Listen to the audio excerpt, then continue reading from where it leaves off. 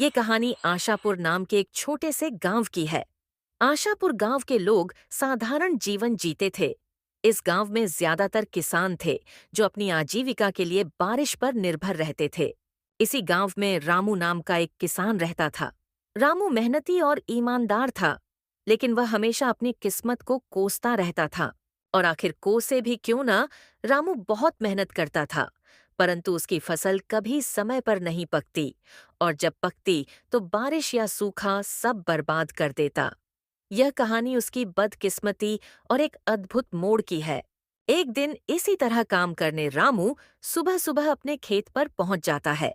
रामू के पास एक छोटी सी जमीन थी जो अगल बगल से दूसरों की जमीन से जुड़ी हुई थी। रामू जब अपने खेत पर पहुंचा तो वो देखता है उसके अलावा अगल बगल के खेतों पर काम करने कोई भी नहीं आया है। ये क्या अब तक कोई नहीं आया? लगता है किसी को कुछ पड़ी ही नहीं है। चलो, अब इनके लिए तो मैं कुछ नहीं कर सकता, पर कम से कम अपने खेत का काम तो कर सकता हूं। फिर रामू अपनी कुदाल लेकर अपने खेत पर काम करने लगता है। काम करते करते सुबह की दोपहर हो जाती है, पर रामू अपने काम करने में इतना व्यस्त था कि उसे तो समय का पता ही नहीं लगता है। तभी थोड़ी देर में उसकी पत्नी गौरी उसके लिए खाना लेकर आती है। सुनते हो, आओ आकर खाना खा लो। गौरी की आवाज सुनकर रामू को समझ आता है कि दोपहर हो गई है। अरे ये क्या दोपहर हो गई? समय का तो पता ही नहीं चला। चलो, अब गौरी खाना लेकर आ गई है तो खाना खाकर थोड़ी देर आराम करके फिर काम करता हूं। रामू गौरी के साथ खेतों के पास वाले पेड़ के नीचे बैठकर खाना खाने लगता है। क्या हुआ जी? लगता है आज कुछ ज्यादा ही थक गए हों। हाँ, आज सुबह से लगातार खेतों पर काम कर रहा था। सुबह की दोपहर हो गई, पता भी नहीं चला। तो आपने थोड़ी देर आराम क्यों नहीं किया? मैं क्या करता, अगल बगल के खेतों पर कोई काम करने आया ही नहीं, तो मुझे लगा अभी दोपहर होने में समय है, इसलिए मैं भी लगा रहा। वो तो तुम आई तो पता चला कि दोपहर हो गई। क्या हुआ, अब तक कोई आया क्यों नहीं खेतों पर काम करने? वही तो, इन लोगों का ही सही है, जब मर्जी आते हैं, जब मर्जी जाते हैं। और एक मैं हूं जो इतनी मेहनत करता हूं, फिर भी पता नहीं कैसी किस्मत है मेरी, जो हमेशा कोई ना कोई बहाने से मेरी मेहनत बर्बाद कर ही देती है। रामू को इतने परेशान देखकर गौरी उसे दिलासा देने की कोशिश करती है। आप इतना क्यों दुखी हो रहे हो? आपको पता है ना, आप मेहनत करते हो तो बस, किस्मत को क्या कोसना। आज आपकी किस्मत साथ नहीं दे रही है, पर क्या पता कल आपकी किस्मत आपका साथ देने लगे। हाँ गौरी, पर यह कल कब आएगा, कब मेरी किस्मत मेरा साथ देने लगेगी? मैं जब सोचता हूं कि इस बार कोई परेशानी नहीं होगी, तो फिर कहीं ना कहीं से कोई ना कोई परेशानी आ ही जाती है। कभी कभी तो मुझे लगता है कि विधाता को भी मुझे परेशान करने मजा आता है। आप निराश मत होइए। देखिए, आप बस अपने मेहनत पर ध्यान दीजिए। मुझे पूरा भरोसा है कि आज नहीं तो कल आप खुद मुझे कहेंगे कि लगता है किस्मत मेरा साथ दे रही है। देखते हैं गौरी, ये समय कब आता है। रामू को खाना खिलाकर गौरी वहां से चली जाती है और रामू फिर से अपने खेत में काम करने लगता है। रामू अपने खेत में काम कर ही रहा होता है, तभी वहां बगल वाले खेत का मालिक हरि आता है। रामू को काम करता देख हरि उसे आवाज लगाता है। और रामू भाई, क्या हाल है? लगता है आज कुछ जल्दी ही आ गए थे खेत पर काम करने। जल्दी? जल्दी कैसी हरी भाई, दोपहर हो चुकी है। तुम आज कुछ ज्यादा ही देर से आए हो। हाँ भाई, आज थोड़ा देर से उठा था तो सोचा दोपहर का खाना खाकर ही जाता हूँ खेत पर तुम्हें क्या हुआ है रामू भाई? खेत को देखकर लग रहा है तुम्हारा पूरा काम हो गया है, पर तुम्हारे चेहरे को देखकर लग रहा है काम अब तक शुरू भी नहीं हुआ है। नहीं भाई, ऐसी कोई बात नहीं है, वो बस अपनी किस्मत को लेकर थोड़ा परेशान था। अरे रामू भाई, कब तक अपनी किस्मत को कोसते रहोगे और कब तक किस्मत के भरोसे चलते रहोगे? अब किस्मत को कोसू नहीं तो क्या करूं भाई? तुम तो जानते ही हो ना, पिछले साल बाढ़ आई, फिर सूखा पड़ गया था, और अब जब इस साल कोई प्रकोप नहीं है तो दिन ब दिन मंडी में अनाज के दाम गिर रहे हैं। भाई मुझे एक बात बताओ, हम दोनों के खेत एक दूसरे के अगल बगल में हैं, यानी तुम्हारे खेत में जो आफत आई होगी वही मेरे यहाँ भी हुआ होगा, पर मैं तो नहीं कोस रहा अपनी किस्मत को। हाँ, मैं भी मानता हूँ कि किस्मत का साथ बहुत जरूरी होता है, पर सुनो भाई, मेहनत का फल जरूर मिलता है। कभी कभी हमें किस्मत को बदलने के लिए खुद कदम उठाने पड़ते हैं। मैं कुछ समझा नहीं भाई, जरा विस्तार से बताओ। रामू भाई, तुम खेती के अलावा क्या करते हो? रामू हरि का ये प्रश्न सुनकर थोड़ा चौंक जाता है। उसे लगा कि शायद हरि के पास कोई ऐसी बात है जो उसकी समस्या का समाधान कर सकती है। हरी भाई, मेरे पास खेती के अलावा और कोई काम नहीं है। मेरे पिता और दादा भी यही करते थे। पहले दादा की जमीन पिताजी को मिली थी और अब मुझे, तो हम हमेशा से अपनी जमीन पर ही निर्भर रहे हैं। देखो भाई, वो पहले का समय था जब खेती किसानी से तुम अपना और अपने घर वालों का पालन पोषण कर सकते थे, पर अब तुम्हें उसके अलावा भी कुछ करना पड़ेगा। हरी भाई, खेती के अलावा क्या करूं? भाई मैं तुम्हें बताऊंगा, नहीं दिखाऊंगा। पहले तुम फटाफट से अपना सारा काम निपटा लो और मैं मेरे खेत का काम कर लेता हूँ। फिर मैं तुम्हें मेरे साथ अपने घर ले जाता हूँ। ठीक है भाई, मैं अभी अपने खेत का काम निपटा लेता हूँ। फिर दोनों जान अपने अपने खेतों में काम करने लगते हैं। रामू ने अपने खेत का काम सुबह जल्दी आकर शुरू किया था, इसीलिए उसका काम जल्दी हो जाता है। रामू अपने खेत का काम करके हरी के खेत के पास जाकर खड़ा हो जाता है और हरी को काम करता देख मन ही मन सोचता है। हरी भाई की मदद कर देता हूँ ताकि उनके साथ उनके घर जाकर पता कर सकूं कि वो क्या दिखाना चाहते हैं। हरी भाई रुको, मैं आपकी मदद कर देता हूँ ताकि आपका भी काम जल्दी हो जाए। ठीक है भाई। फिर क्या था, रामू भी हरी के खेत में उसके काम में मदद करने लगता है। रामू के मदद करने की वजह से हरी के खेत का काम भी जल्दी हो जाता है। धन्यवाद रामू भाई, आपकी वजह से आज मेरे खेत का काम जल्दी हो गया। धन्यवाद किस बात का भाई? आप भी तो मेरी मदद करने वाले हो, तो मेरा भी तो फर्ज बनता है आपकी मदद करना। हाँ भाई, चलो मेरे घर चलते हैं। फिर दोनों जान वहां से हरी के घर की तरफ चले जाते हैं। चलते चलते दोनों हरी के घर के पास पहुंच जाते हैं, पर घर में जाने से पहले हरी रामू को बाहर ही रोक लेता है। रामू भाई, तुम बहुत परेशान थे, इसीलिए मैं तुम्हें अपने साथ अपना ये राज बताने लाया हूँ। पर मैं जो तरीका तुमको बताऊंगा और घर पर जो चीजें तुम देखोगे, वो तुम किसी और को नहीं बताओगे। हरी की ये बात सुनकर रामू थोड़ा चौंक जाता है और सोचने लगता है। मुझे कुछ गड़बड़ लग रहा है, वरना हरी भाई ऐसी बात नहीं करते। पता नहीं वो घर पर मुझे क्या दिखाने वाले हैं। अरे रामू भाई, कहाँ खो गए? डरो मत, मैं तुम्हें जो दिखाने वाला हूँ उसकी मदद से तुम्हारी मेहनत कभी बर्बाद नहीं होगी, चाहे सूखा पड़े या बाढ़ ही क्यों ना आ जाए। रामू थोड़ा परेशान तो हो जाता है, पर फिर भी वो हरी के साथ उसके घर में जाता है। रामू हरी की बातों से थोड़ा परेशान तो था, परंतु हरी के घर के अंदर का साजो सामान देखकर रामू की परेशानी और बढ़ जाती है। बाप रे बाप, इतना सारा सामान! हरी भाई, तुम्हारा घर बाहर से तो किसी किसान का लग रहा था, पर इसके अंदर का माहौल तो किसी व्यापारी के घर जैसा है। भाई अभी तो कुछ नहीं है, मैं तुम्हें जो दिखाने वाला हूँ उसे देखकर तो तुम्हारे होश उड़ जाएंगे। हरी की बातें सुनकर रामू की बेचैनी बढ़ने लगती है। हरी भाई, तुम मुझे वो दिखा दो जो दिखाने लाए हो, क्योंकि तुम्हारी बातें सुन सुनकर अब मैं बेचैन होने लगा हूं। ठीक है भाई, तुम यही रुको, मैं अभी वो सामान लाकर दिखाता हूँ। हरी वहां से अपने दूसरे कमरे में चला जाता है और रामू उसका वहीं रुककर इंतजार करने लगता है। थोड़ी देर में हरी अपने साथ एक गोनी लेकर आता है। हरी भाई, ये क्या लाए हो अपने साथ? भाई इसी में तो है वो चीज जो तुम्हारी हर समस्या को दूर कर देगी। ऐसा क्या है इस गोनी में? हरी उसे वो खोलकर उसमें रखी चीज दिखा देता है। भाई ये क्या? ये तो चावल है। रामू भाई, ये कोई मामूली चावल के दाने नहीं हैं, ये मैंने चीन से मंगाए हैं। मैं कुछ समझा नहीं भाई, तुमने चावल के दाने चीन से क्यों मंगाए? और ये चीन के चावल मेरी किस प्रकार मदद कर सकते हैं? भाई मैंने जैसे कहा था, ये कोई मामूली चावल नहीं है। ये जो तुम मेरे घर पर साजो सामान देख रहे हो, सब इसके बदौलत ही आया है। मैं कुछ नहीं समझा भाई, ये कोई जादुई चावल है क्या? हाँ भाई, कुछ वैसा ही सोचो, जैसे कि हर बार हमारी फसल किसी न किसी कारण से बर्बाद हो जाती है, तो मैं क्या करता हूँ, बची खुची फसल में इसे मिलाकर बेच देता हूँ। इससे मेरा बहुत मुनाफा होता है। रामू को इन चावल के दानों में कुछ गड़बड़ लग रहा था। हरी भाई, ये चावल के दाने हमारे चावल के दानों से अलग है थोड़े। हाँ भाई, क्योंकि ये चावल उगाए नहीं बनाए जाते हैं। यानी ये चावल नकली है? हाँ, कुछ ऐसा ही समझो। पर इसको अगर हम दूसरे चावल में मिला दें तो किसी को पता नहीं चलता है कि ये नकली चावल है, और इसे बेचकर मुनाफा भी तगड़ा होता है। भाई पर ये तो गलत है। ऐसे नकली चावल कोई व्यक्ति खाएगा तो उसकी तबीयत खराब हो सकती है। हाँ, तो उससे हमें क्या, हमें तो इसे बेचकर मुनाफा मिलेगा। हम उसमें खुश हैं, हम दूसरों की क्यों सोचें। जब हमारी फसल खराब हो जाती है, हमारे घर वाले भूखे मरते हैं, तो कोई पूछने आता है क्या? तो हम क्यों दूसरों की सोचकर अपना नुकसान कराएं? नहीं भाई, ये गलत है। मैं अपने फायदे के लिए किसी की जान से नहीं खेल सकता। भले ही मैं कितनी भी तकलीफ में क्यों ना रहूं, पर मैं किसी और के जान के साथ खिलवाड़ नहीं कर सकता। रामू भाई, एक बार फिर से सोच लो, ये चावल तुम्हें बहुत अमीर बना सकते हैं, और तो और इनके होते हुए तुम्हें अपने फसल की ज्यादा चिंता भी नहीं करनी होगी। जितना भी हुआ बाकी का ये संभाल लेंगे। नहीं भाई, ये काम मुझसे नहीं हो सकता है, चाहे कितना भी फायदा क्यों ना हो। ठीक है भाई, जैसा तुमको सही लगे। हाँ भाई, चलो फिर मैं चलता हूं। रामू हरि के घर से निकल जाता है। रामू फिर से परेशान होकर अपने घर की तरफ चल पड़ता है। चलते चलते रामू परेशान हालत में एक पेड़ के नीचे आकर बैठ जाता है। अब क्या करूं मैं? अपने नसीब को कोसूं या नहीं? कुछ देर पहले तक लग रहा था कि मुझे कोई नई राह मिल जाएगी जो मेरी किस्मत को बदल देगी, पर आखिर हुआ वही, फिर मेरी किस्मत दगा दे गई। अब मैं क्या करूं? आखिर कब तक इस किस्मत को कोस के काम होगा मेरा? रामू परेशान होकर पेड़ के नीचे अपने आप से बात कर रहा होता है। तभी वहां पास से एक साधु बाबा गुजर रहे होते हैं और रामू को इतने परेशान देखकर बाबा उसके पास चले जाते हैं।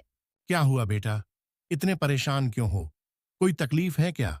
रामू बाबा को देखकर चौंक जाता है। नहीं बाबा, कोई परेशानी नहीं है। देखो बेटा, मुझसे छुपाकर क्या करोगे? तुम्हारी शक्ल बता रही है कि तुम बहुत परेशान हो। कोई तकलीफ है तो मुझे बताओ, शायद मैं तुम्हारी कोई मदद कर सकूं। बाबा की ये बात सुनकर रामू सोचने लगता है। इतना तो परेशान हूं और अब कोई रास्ता तो नजर नहीं आ रहा है। एक बार बाबा से बात करके देखता हूं, शायद वो कोई उपाय बता दे। क्या सोच रहे हो बेटा? बोलो, क्या परेशानी है? एक परेशानी तो है बाबा। मैं मेरी किस्मत से परेशान हूं। मुझे ऐसा लगता है वो मेरा साथ कभी नहीं देती है। क्यों बेटा, तुम्हें ऐसा क्यों लगता है? बाबा, मैं एक मामूली किसान हूं जिसका सारा संसार खेती बाड़ी पर निर्भर है, और मैं पूरी ईमानदारी से अपने खेत पर काम करता हूं। पर मेरी किस्मत कभी साथ नहीं देती है। कभी बारिश मेरी फसल खराब कर देती है, कभी सूखा पड़ जाता है, और किसी साल फसल बच गई तो उस साल मंडी में फसल की दाम कम हो जाती है। बेटा, तो तुम किसानी के अलावा कुछ करने की क्यों नहीं सोचते हो? बाबा, मेरे पुश्ते किसानी ही करते आ रही है, और फिर मैं किसानी कैसे छोड़ दूं? और किसानी छोड़ना तो कोई तरीका नहीं है ना बाबा। इसी तरह अगर हर किसान परेशान होकर किसानी छोड़ दे तो लोग तो भूखे मर जाएंगे। हाँ बेटा, यही तो सोचकर तुम्हें और मेहनत करनी होगी। बाबा, मैं मेहनत करने से पीछे नहीं हटता, पर आखिर मेरा भी घर परिवार है। मुझे मेरे अलावा उनका भी देख सोचकर चलना पड़ता है। बेटा, तो जिस तरह तुम परेशान हो, उसी तरह तुम्हारे साथ वाले किसान भी तो परेशान होंगे ना? तो तुम सारे मिलकर कोई उपाय ढूंढो। शायद सारे लोग मिलकर कुछ सोचे तो तुम सभी की समस्या दूर हो जाए। बाबा, मेरे अगल बगल वाले में से तो कुछ ने दूसरा रास्ता चुन भी लिया है, खेती से पैसे बनाने का। बेटा, तो तुम उनसे पूछो और उनका तरीका अपना कर देखो, शायद तुम्हारा भी काम बन जाए। नहीं बाबा, मैं वो रास्ता नहीं चुन सकता। मुझे वो सही नहीं लगा। क्यों बेटा? ऐसा क्या कर रहे हैं वो जो तुम्हें सही नहीं लग रहा है? बाबा की ये बात सुन रामू सोचता है। अब क्या करूं? बाबा को हरी भाई वाली बात बता दूं? किस तरह वो लोगों की जान के साथ खिलवाड़ कर रहे हैं? बता देता हूं, पर हरी भाई का नाम नहीं लूंगा, क्योंकि आखिर वो मेरी मदद करने की कोशिश ही कर रहे थे। हाँ बाबा, मेरे जान पहचान में एक किसान भाई बहुत गलत काम कर रहे हैं। क्या गलत कर रहे हैं, जरा मुझे भी बताना तो। बाबा, आज मैं सुबह उनसे मिला था और आपकी तरह मुझे परेशान देखकर उन्होंने भी मेरी मदद करने की सोची। उनकी भी खेती का काम है जो हर साल मेरे तरह कुछ ना कुछ कारणों से खराब हो जाती थी, तो उन्होंने एक नया उपाय सोच लिया है बचे कुचे अनाज के साथ पैसे कमाने का। ऐसा क्या करते हैं बेटा वो बचे हुए अनाज से? बाबा, उन्होंने चीन से चावल मंगा लिया है और वो उन्हें अपने बचे हुए चावल के दानों में मिला देते हैं, जिसे बेचकर वो बहुत पैसे कमा रहे हैं। हाँ, तो बेटा इसमें क्या गलत है? तुम भी चीन से मंगा लो और उनके ही तरह बेचो। नहीं बाबा, आप शायद समझे नहीं। वो चावल जो चीन से मंगाते हैं वो मामूली चावल नहीं है, क्योंकि उन्हें उगाया नहीं बनाया जाता है। रामू की ये बात सुनकर बाबा चौंक जाते हैं। क्या कहा बेटा? चावल जिन्हें उगाया नहीं बनाया गया है, यानी वो नकली चावल है? हाँ बाबा, वो चावल नकली होते हैं, और उन्हें अगर अपने चावल के दानों में मिला दो तो पता ही नहीं चलता कि नकली कौन सा है और असली कौन सा। बेटा, पर ये नकली चावल तो लोगों की जान ले सकते हैं ना? हाँ बाबा, इसीलिए तो मैंने वो रास्ता नहीं चुना, क्योंकि मैं अपने फायदे के लिए किसी की जान नहीं ले सकता, भले ही इसके लिए मुझे और कितना भी परेशान क्यों ना होना पड़े। वाह बेटा, क्या खूब बात कही तुमने। तुमने अच्छा किया वो रास्ता नहीं चुनकर, क्योंकि अभी तो तुम्हें शायद फायदा हो भी जाता, पर बाद में तुम्हें तुम्हारी गलतियों पर पछताना पड़ता। हाँ बाबा, मेरा भी परिवार है। अगर मैं ये गलत काम करूंगा तो कल मेरे परिवार के साथ भी कुछ गलत हो सकता है। हाँ बेटा, हमारी गलतियों की सजा कभी कभी हमारे परिजनों को भी भुगतनी पड़ती है। बाबा, अब आप ही बताइए, आखिर मैं क्या करूं? मेरी किस्मत के तारे में कैसे सुधारूं? आखिर मेरा भी परिवार है, मुझे उनका भी तो सोचना पड़ेगा बाबा। बेटा, तुम मेरा एक काम करो, तो मैं तुम्हें इस समस्या से बाहर निकलने में मदद करूंगा। बोलिए बाबा, मैं क्या करूं? मैं आपके सारे काम करने तैयार हूं, बस आप मुझे इस समस्या से बाहर निकालिए। बेटा, तुम्हें कुछ ज्यादा नहीं करना है। तुमने कहा ना, तुम्हारा भी परिवार है, तो तुम्हें बस उनसे जाके ये चीन के चावल वाली बात बतानी है, क्योंकि तुमने अपना सोचकर मना कर दिया। पर क्या तुमने अपने परिवार वालों से पूछा इस बारे में? नहीं बाबा, नहीं पूछा किसी से भी। तो एक बार उनसे पूछकर देखो उनका इस बारे में क्या कहना है। फिर कल सुबह तुम मुझे यही मिलना, मैं तुम्हारा इंतजार करूंगा। ठीक है बाबा, मैं मेरी पत्नी से इस बारे में बात करके आपको कल सुबह यही मिलता हूं। फिर क्या था, रामू वहां से अपने घर के लिए निकल जाता है। रामू घर पहुंचते ही सबसे पहले अपनी पत्नी गौरी को आवाज लगाकर बुलाता है। गौरी, मैं खेत से आ गया हूं, जरा यहां आना, तो तुमसे एक जरूरी बात करनी है। रामू की आवाज सुन गौरी वहां आती है। हाँ बोलिए, आपने मुझे बुलाया? हाँ, मुझे तुमसे कुछ जरूरी बात करनी थी। बोलिए, क्या बात करनी है? गौरी, तुम तो जानती हो, हमारी खेती से कुछ समय से हमें कोई मदद नहीं मिल रही है। हाँ, आज दोपहर को तो आप बता रहे थे, वही ना? हाँ गौरी, वही। पर आज तुम्हारे जाने के बाद मेरे साथ एक घटना हुई, जिसके बारे में मुझे तुम्हें बताना है। आज जब तुम चली गई, तुम्हारे जाने के बाद वहां मेरे एक किसान भाई आए, और मुझे परेशान देख उन्होंने मुझे मेरे परेशान होने का कारण पूछा। तो मैंने सारी बात बता दी। पर गौर करने की बात यह है कि जो हाल मेरा था, कुछ वैसा ही हाल उनका भी था, पर उन्होंने इस परेशानी से निकलने का एक रास्ता ढूंढ लिया है। क्या बात है? कौन है वो? और आप उनसे वो तरीका क्यों नहीं पूछते? इससे आपकी भी समस्या दूर हो जाएगी। कौन है वो मत पूछो, मेरे एक शुभ चिंतक ही समझ लो। पर पहले तुम मेरी पूरी बात सुन लो। मैंने जब उनको अपनी समस्या बताई तो उन्होंने उससे निकलने का रास्ता तो बताया, पर वो रास्ता थोड़ा अटपटा है। अटपटा?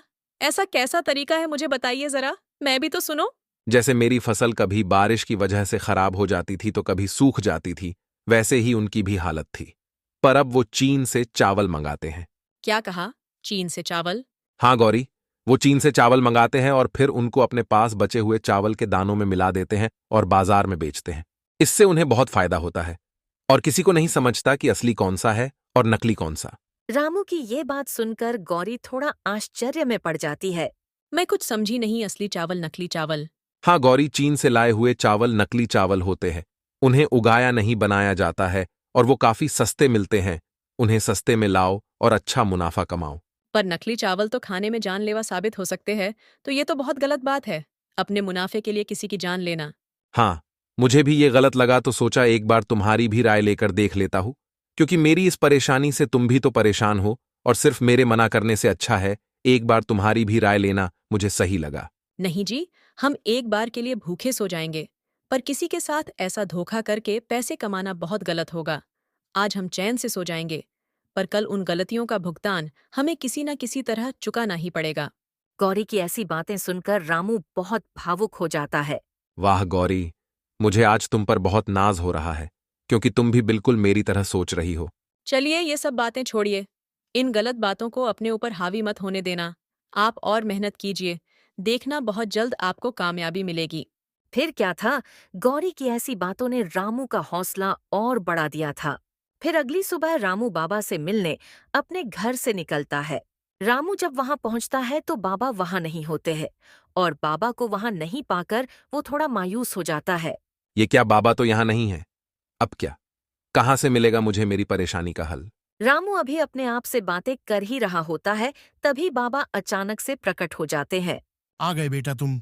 बाबा को अचानक से प्रकट होता देखकर रामू थोड़ा डर जाता है और अपने मन में सोचने लगता है।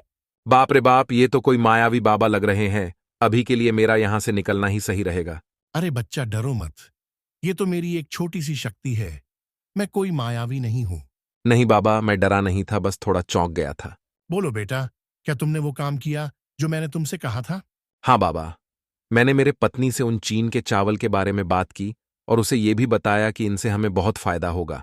पर उसकी सोच पूरी मेरी तरह है, उसने भी ये गलत काम करने से मना कर दिया। उसने तो ये तक कहा कि हम एक समय पर भूखे रह सकते हैं, पर किसी के साथ इस तरह धोखा करके पैसे नहीं कमा सकते। रामू की ये सारी बातें सुनकर बाबा बहुत प्रसन्न होते हैं।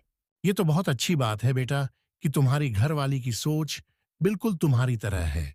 बाबा, अब आप मुझे कोई तरीका बताइए जिससे मेरी समस्याएं दूर हो सकें। हाँ बेटा, रुको, मैं तुम्हारे लिए कुछ लाया हूं जिससे तुम्हारी सारी समस्याएं दूर हो जाएंगी। बाबा फिर उसे एक पोटली देते हैं। बाबा इस पोटली में क्या है? बेटा, इस पोटली में जादुई मिट्टी है। तुम बस इस मिट्टी को ले जाकर अपने खेत में छिड़क देना और फिर उसके बाद अपने अनाज के बीजों को छिड़क देना। फिर कमाल देखना। पर एक बात याद रखना, मिट्टी कम कम छिड़कना, और जब पोटली की मिट्टी खत्म होने वाली हो तो अपने खेत की मिट्टी इसमें मिला देना। इस पोटली को कभी खाली मत होने देना। ठीक है बाबा, मैं आपकी सारी बातों को याद रखूंगा। ठीक है तो बाबा, मैं चलता हूँ। रामू फटाफट से जाकर अपने खेत में मिट्टी छिड़क देता है। चलो, अब मिट्टी तो छिड़क दिया, अब फटाफट से बीजों को भी छिड़क देता हूँ। रामू सारे खेत में जल्दी जल्दी बीज छिड़क देता है। चलो, बाबा के कहे अनुसार मिट्टी भी छिड़क दी और बीज भी। चलो अब घर चलता हूँ। कल सुबह जल्दी आकर एक बार खेत का जायजा ले लूंगा और जादुई मिट्टी का कमाल भी देख लूंगा। फिर अगली सुबह रामू सुबह सुबह अपने खेत पर पहुंच जाता है और अपने खेत की हालत देखकर चौंक जाता है। उसका खेत पूरा हरा भरा हो चुका था। उसे अपने आंखों पर यकीन नहीं हो रहा था। आखिर बाबा की बात सही हो गई। अब इस जादुई मिट्टी से मेरी सारी परेशानियां दूर हो जाएंगी और आखिर गौरी की बात भी सही हो गई। अब किस्मत भी मेरा साथ देगी। दोस्तों, इस तरह रामू और गौरी के नेक दिली ने उनकी बदकिस्मती को बदल दिया और अब उन्हें अपने किस्मत को नहीं कोसना पड़ेगा। दोस्तों, इस तरह की और शानदार कहानियां देखने के लिए हमारे इस चैनल को सब्सक्राइब कर लें।